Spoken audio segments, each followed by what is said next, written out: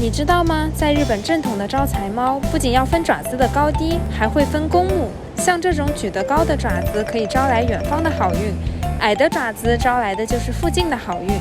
如果观察的细致，会发现有的招财猫举的是左爪，有的却是右爪。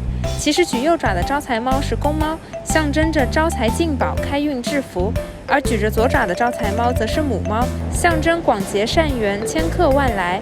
一般日本店家会在店铺里放举着左爪的母猫，因为他们觉得只要有人来，就会有钱来。如果又想招财进宝，又想千客万来，还有这种举着2只爪爪的投降猫，它的原型可是霸气侧漏的麒麟猫呀！